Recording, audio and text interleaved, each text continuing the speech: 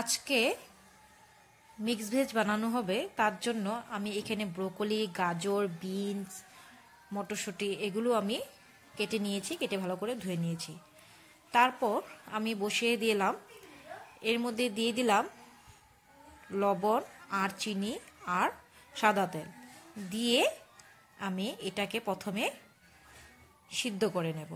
তারপরে এদিকে আমি একটা পেস্ট তৈরি করব, তার জন্য এখানে মগজ, পোস্ত, কাজু, আদা আর ঝাল হিসাবে কাঁচা লঙ্কা আমি দিয়ে একটা পেস্ট তৈরি করে নিয়েছি। আর এদিকে সবজিটা হয়ে গিয়েছে, আমি জলটা ছেঁকে নিয়েছি। তারপর গ্যাসের চুলাতে আমি কড়াই বসিয়ে দিয়ে দিলাম বাটার। আর বাটার দিয়ে এবার যে আমি সবজিগুলো সিদ্ধ করে রেখেছিলাম সেগুলো আমি দিয়ে হালকা ভেজে নেব। আমি 1 থেকে 2 মিনিটের মতো আমি সবজিটাকে সিদ্ধ করে নিয়েছি। পুরোপুরি সিদ্ধ করলে ভেঙে ভেঙে যাবে, তার জন্য আমি হালকা সিদ্ধ করে নিয়েছি। নিয়ে 1 মিনিটের মতো আমি ভেজে নিয়েছি। নিয়ে সবজিগুলো নামিয়ে নিলাম।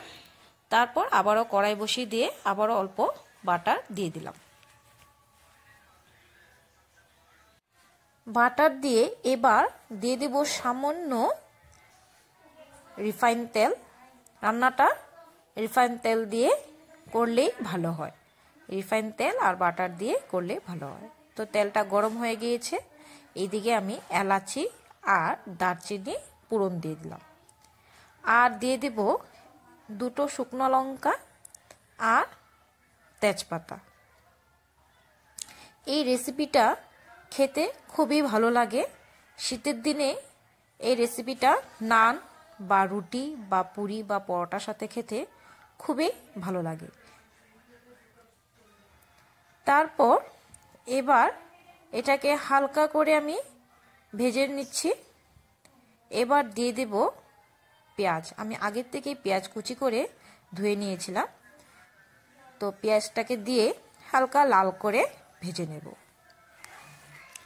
হালকা লাল করে ভেজে নিয়েছি। এবার যে আমি পেস্টটা তৈরি করেছি, মগজ, কাজু আর পোস্ত, আদা আর কাঁচা লঙ্কা, সেই পেস্টটা আমি দিয়ে কয়েক সেকেন্ডের মতো আমি একটু নাড়াচাড়া করে নেব।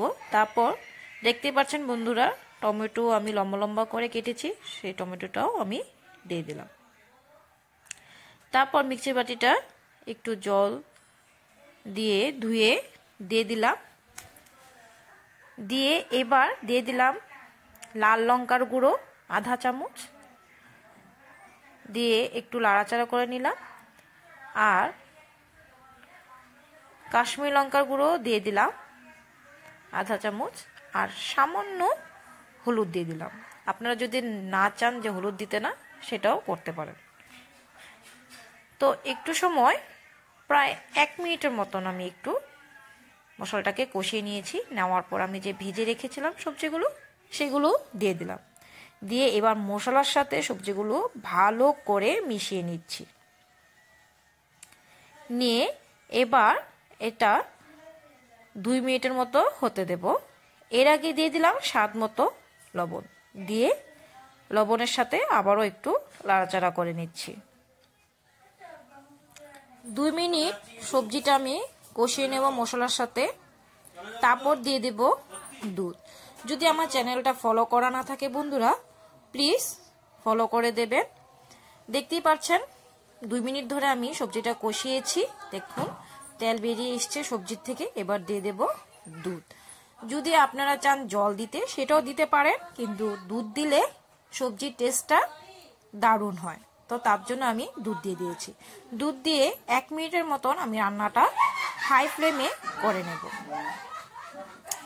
যদি আমার রেসিপিটা ভালো লাগে তো অবশ্যই শেয়ার করেন, কমেন্টস করেন, লাইক করেন। প্রায় 1 মিনিট আমি ঢাকা দিয়ে রাখার পর ঢাকাটা তুলে আমি দিয়ে দিলাম গরম মশলা। গরম মশলা দিয়ে আবারও 1 মিনিটের মতন আমি রান্নাটা করে নেব। 1 মিনিট পর দিয়ে দিলাম কস্তুরি মেথি পাতা। তো রান্নাটা হয়ে গিয়েছে। আবারও 1 মিনিটের জন্য আমি ঢাকা দিয়ে রেস্টে রেখে দেব। তো রেডি আজকের আমার এই মিক্স ভেজ রেসিপি।